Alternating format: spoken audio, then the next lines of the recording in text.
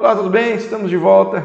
Então aqui nossos estudos na primeira carta de João, um conjunto de mensagens curtas que eu espero estar sendo abençoador para a sua vida. Sou o pastor Ramon, da Igreja Presbiteriana de Baixo Quandu. Se você não viu os vídeos anteriores, volta aí e vai lá na nossa playlist que tem o capítulo 1 e a outra primeira parte do capítulo 2, está todo lá.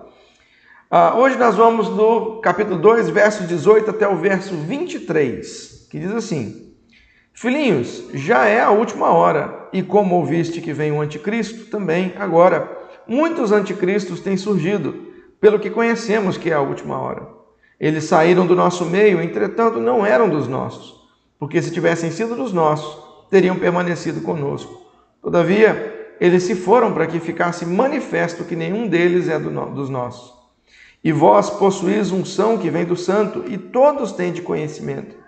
Não vos escrevi porque não saibais a verdade, antes porque a sabeis, e porque mentira alguma jamais procede da verdade. Quem é o mentiroso, senão aquele que nega que Jesus é o Cristo? Este é o anticristo, o que nega o Pai e o Filho. Todo aquele que nega o Filho, esse não tem o Pai. Aquele que confessa o Filho, tem igualmente o Pai. Que Deus nos abençoe, que o Espírito Santo dele nos conduza nessa meditação. Queridos, então anteriormente nós vimos que João chama os crentes a não olharem de forma amigável para o mundo. O amor cristão, o crente e o amor ao mundo são incompatíveis, porque as coisas que tem no mundo não agradam a Deus.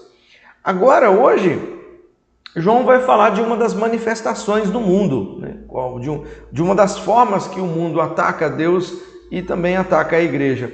Em outras palavras, ele vai mostrar para nós a arma mais eficaz de Satanás. Tem gente que acha que o alvo principal de Satanás, do diabo, é a saúde, é a conta bancária das pessoas, mas na verdade o diabo está em guerra conosco, é por isso, é pela nossa fé, pelo nosso entendimento, pelo nosso coração. E a maior arma que Satanás tem para atingir a nossa fé é o erro religioso, apresentar o erro religioso. Queridos, e Satanás tem feito isso desde muito tempo, porque a heresia é algo muito antigo. E é interessante como praticamente todas as seitas e heresias existentes, elas se valem da Bíblia, elas apontam para a Bíblia. E isso também acontecia no tempo de João. Os falsos mestres olhavam para Cristo, falavam de Cristo, mas propagavam uma falsa religião, uma falsa moral, um falso cristianismo. Hoje, João então vai nos chamar, vai dizer que a igreja precisa permanecer fiel no ensino guiado pelo Espírito Santo, para não cair no erro religioso. Depois de advertir os crentes, então, a não amarem o mundo, agora o apóstolo, mais uma vez, chama atenção para a importância de mantermos firmes na sã doutrina, num espírito, numa devocional guiada pelo Espírito Santo, cheia de oração e de leitura da Bíblia. Então, algumas notas aí para nós nesse momento. Olha como é que João inicia, chamando a atenção para a época que nós vivemos. Ele diz assim: filhinhos, já é a última hora. Ou seja, João já alertou que o mundo estava passando, que ele é efêmero, que ele é passageiro, e agora ele enfatiza dizendo que essa é a última hora. O que João está dizendo para nós, meus irmãos? É que nós vivemos os últimos dias, e isso é importante ficar bem segmentado. O que são os últimos dias? Os últimos dias é uma figura que nos chama, que ela abarca da primeira vinda de Cristo até a sua volta, até o segundo momento, quando ele vai vir para consumar a história. Então, entre a primeira vinda e o seu retorno triunfal, é o que a Bíblia chama de os últimos dias. Por quê? Porque é a conclusão de tudo. A partir do momento que Cristo realiza a sua obra, é assunto aos céus, recebido à direita do Pai, se assenta no trono da sua glória, nós vivemos então os últimos dias, os últimos momentos. Aquilo que resta agora é a consumação. Então, quando João fala que esta é a última hora, ele está dizendo: olha, nós já vivemos os últimos dias, Cristo já veio, ele já cumpriu as profecias e agora nos resta a promessa do seu retorno. Então, Por isso ele chama de a última hora, né? É uma figura para nos alertar da proximidade deste tempo. E ele recorre a algumas ele vai relembrar, para dizer que nós estamos no último dia, ele vai relembrar de uma profecia. Paulo fala muito dessa figura, né, que é do anticristo. Olha como é que continua o verso 18, né? A última hora, e como ouviste que vem o anticristo. Quem que é esse? Essa figura que está ali em Apocalipse, associada a um momento de grande perseguição. Aquele que virá fazendo sinais, né? Mateus 25, verso 5, verso 11, verso 24. Apocalipse também apresenta que a vinda desse anticristo será por meio de operação de sinais e prodígios. Ou seja, o inimigo vai usar milagres para confundir a igreja. Então, o anticristo, a Bíblia mostra que ele vai vir se apresentando como alguém de poder e alguém que realiza milagres. E esta figura precisa aparecer antes da vinda de Cristo. É profetizado isso, é profético. Antes que o Senhor Jesus volte, levantará-se essa figura do anticristo. Mas o poder dele já opera. Porque, olha só, os cristãos, veja como é que continua. Ouvistes que vem o anticristo. Também agora, muitos anticristos têm surgido, pelo que conhecemos que é a última hora. Ou seja, João fala que é a última hora e ele está embasado na percepção das coisas que têm acontecido. Ou seja, embora ainda o anticristo há de se levantar, uma figura real e verdadeira, mas o poder dele já está operando no nosso meio. E como que ele opera? Por meio dos falsos profetas, por meio do erro religioso. Né? É isso que faz as pessoas confundir. Né? Olha, isso aqui é uma advertência para a igreja, é advertência aos crentes. Ela precisa ficar atenta. É interessante que Apocalipse ele mostra um momento como a besta, ali, Apocalipse 13, a besta, ela se parece como um cordeiro, mas fala como um dragão. Ou seja, o anticristo, o falso mestre, ele pode até vir com aquele ar, ele pode até usar terno e gravata, abrir a Bíblia, mas você reconhece quando ele fala. E quando ele fala é voz de dragão. Quando ele fala, você reconhece, ou seja, a falsa doutrina é a arma do anticristo. E a igreja precisa estar atenta nisso. E olha o maior perigo. Por que a igreja precisa estar atenta? Olha de onde vêm esses falsos mestres. Verso 19. Eles saíram do nosso meio, da igreja. Entretanto, não eram dos nossos, porque se tivessem sido dos nossos, teriam permanecido conosco. Ou seja, isso aqui já é profetizado, né? Atos capítulo 20, do verso 29 até o 31, Paulo reúne ali os presbíteros da igreja de Éfeso e fala com eles, olha, depois que eu partir, dentre vocês surgirão lobos vorazes. Ou seja, possivelmente, Paulo diz, olha, é fato que do seio da igreja, da liderança da igreja, talvez de alguns pastores muito famosos e conhecidos, sairão aí, então os falsos mestres. Então, João parece que está apontando, olha, cuidado, porque essas pessoas estavam na igreja, talvez até pregavam nos púlpitos, ensinavam nas sinagogas, mas agora tentam atrair os outros para o erro, fomentando ideias, pregando contra a igreja, contra a liderança, um falso evangelho, sendo então conhecido como o anticristo. Mas João deixa muito claro, eles saíram porque eles não eram crentes verdadeiros. Olha como é que continua o verso 19. Todavia, eles se foram para que ficasse manifesto que nenhum deles é dos nossos. Ou seja, não eram crentes verdadeiros, não haviam, estavam na igreja, mas não. Gente, olha o peso disso. É possível uma pessoa estar na igreja, e provavelmente João está falando de lideranças, gente que tinha cargos, gente que pregava. É possível, meus irmãos, uma pessoa pregar na igreja, estar na frente da igreja sem ser crente. Então João fala, olha, eles até eram líderes, mas eles saíram porque verdadeiramente não eram crentes. Estavam na igreja, mas não eram convertidos. Olha que advertência, que coisa. Estar na igreja sem ser convertido. Nós precisamos, meus irmãos, nos avaliar se realmente somos crentes. E é triste que ainda hoje surgem muitos anticristos saídos da igreja e que tentam enganar a muitos. Graças a Deus que os crentes verdadeiros, eles são guardados. Olha como é que continua o verso 20. E vós possuís unção que vem do santo, e todos tendes conhecimento. Ou seja, os crentes são guardados pelo Espírito. E olha que ironia, né? Os falsos mestres pregavam esse conhecimento secreto que vinha, era externo, exterior, a mensagem apostólica. E agora ele vira e fala, não, mas vocês têm a unção que vem do santo, né? do Espírito Santo. E então vocês têm o conhecimento. Né? O que é unção com o Espírito Santo? É interessante que hoje existe muita confusão sobre o que é unção com o Espírito Santo. Muitos dizem que a unção é um êxtase, é uma segunda bênção, é falar em línguas. Mas o próprio texto está dizendo, o que é essa unção? É ter conhecimento.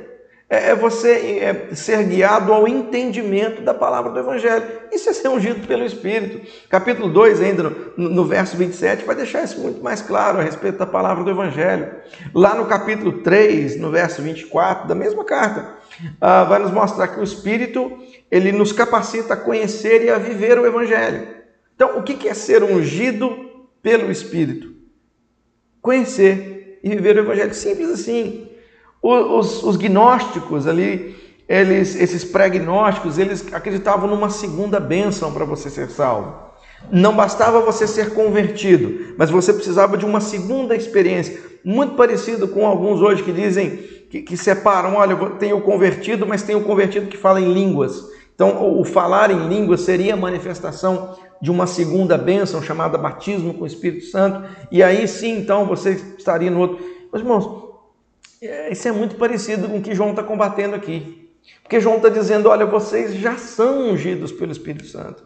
E não são porque eles falam em línguas, porque eles têm manifestação de outras coisas, mas significa que eles conhecem o Evangelho, conhecem e vivem o Evangelho. Não precisa de segunda bênção. Conhecer e viver o Evangelho já é sinal de que você é ungido pelo Espírito Santo. Embora tenha muita confusão sobre isso, é simples. É isso, ser ungido pelo Espírito, conhecer e viver o Evangelho. E aí o verso 21, João reafirma por que ele escreve. Não vos escrevi porque não saibais a verdade. Como é que João crê que esse povo é crente? Antes, porque a sabeis, e porque mentira alguma jamais procede da verdade.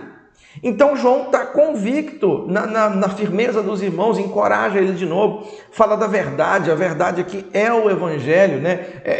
Qual que é o caráter do Evangelho? É ser verdadeiro, né? Ele é o Evangelho da verdade. Então, qualquer distorção do Evangelho é destruir o Evangelho. Então, João reafirma, fala, eu sei que vocês são crentes, porque eu sei que vocês zelam pela palavra, estão guardados pela palavra. E aí ele apresenta depois no verso 22 o falso mestre, né, o falso cristão. Quem é o mentiroso, senão aquele que nega que Jesus é o Cristo? Cristo, né, o Messias, o ungido, o Deus homem, né, desde a encarnação e para todo sempre. Negar isso, meus irmãos, negar que Jesus é o Cristo de Deus, o ungido, aquele que foi prometido, é ser anticristo. E algumas seitas têm negado isso, infelizmente, negado a pré-existência, a divindade do Senhor Jesus, apresentado Jesus como uma primeira criatura de Deus. Não. Jesus é o Cristo. Né? Cristo não é o sobrenome de Jesus, né? Mas é um título, ele é um ungido. Ele é ungido, aquele que foi prometido de Israel. Continua o verso 22, este é o anticristo, o que nega o Pai e o Filho. Olha que interessante, negar a Jesus é negar a Deus. E quem nega o Evangelho é mentiroso. E aí ele dá um ultimato no verso 23. Todo aquele que nega o Filho, esse não tem o Pai. Aquele que confessa o Filho tem igualmente o Pai. Então percebe que esse é mais um teste doutrinário. Você viu que ele já falou do teste moral, do teste da vida santa, ele já falou do teste do amor aos irmãos e agora de novo ele apresenta o teste doutrinário. Todo aquele que nega a divindade de Cristo, meus irmãos, é mentiroso. Quem fala que Jesus não é ungido de Deus é mentiroso. Negar essa doutrina é ser falso mestre. E olha o peso que João põe nisso, é ser anticristo. Essa palavra é muito séria, ela é muito séria, porque ela quer dizer que quem faz isso está sendo levado, operado pelo poder do anticristo, aquele que viria. Jesus é ungido, Jesus é o Senhor, Ele é Deus Todo-Poderoso, Ele é o autor e o consumador da nossa fé. E eu termino com algumas aplicações finais. Primeira delas, irmãos, sempre se lembre que nós vivemos os últimos momentos de um mundo mau. Sabe? Em breve o Senhor virá. Repito, a gente não pode marcar a data. Sabemos que esta figura tem que aparecer antes de vir, mas em breve Jesus virá. E isso deve nos encher de alegria. Isso deve fazer o nosso coração regozijar-se. A maior esperança que nós temos é o dia que o nosso Senhor virá para nos buscar e nos levar então para o nosso local definitivo, o novo céu e a nova terra. Nós vivemos os momentos finais, mas também são momentos de anticristo.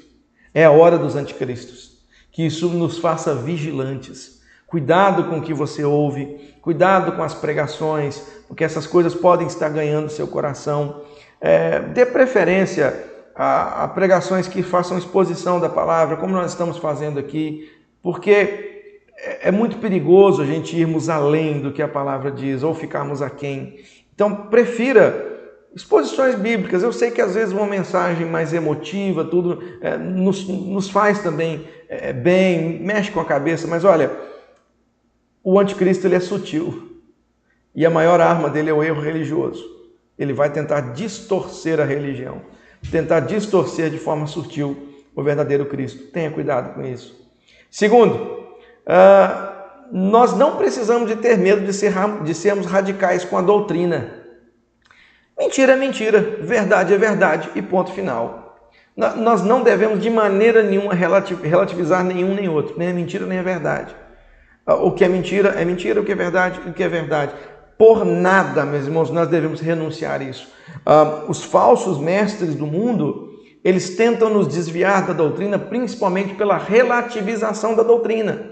Dizendo, isso não é bem assim, ou isso servia para aquele tempo, não serve para hoje. Não tenha medo. Estude a doutrina, estude a Escritura, estude a boa doutrina, que é a doutrina que se baseia na Escritura, e não tenha medo de firmar seus passos nela. Terceira aplicação é que o crente verdadeiro, ele pode até fraquejar, mas ele jamais vai deixar a igreja por causa de um erro. Veja que esses mestres, eles saíram porque eles não eram. Eles foram atrás do erro porque nunca foram crentes verdadeiros. É triste, meus irmãos, quantas pessoas que abandonam a igreja pelos motivos mais bobos, né? Os motivos mais... em vez de olhar para o Senhor da igreja, estão olhando para as pessoas que são pecadoras, que são frágeis. João tem mostrado isso para nós. Irmãos, a igreja é a igreja de Deus, não é uma denominação que eu estou dizendo, é claro. Nós temos muitas igrejas irmãs, né? A IPB é uma boa igreja, nós temos, eu sou suspeito de dizer, né? Eu sou pastor presbiteriano, mas eu olho para o jeito que a igreja presbiteriana trata a Escritura e trata a doutrina com muito bons olhos, mas nós temos outras igrejas irmãs, mas não saia da sua igreja por coisa boba. Entenda que ali é o lugar onde a sã doutrina é pregada, onde a palavra é anunciada. Creia, felicite-se. A igreja é um instrumento maravilhoso para a nossa alegria. Que Deus o abençoe e até a próxima mensagem, se Deus quiser.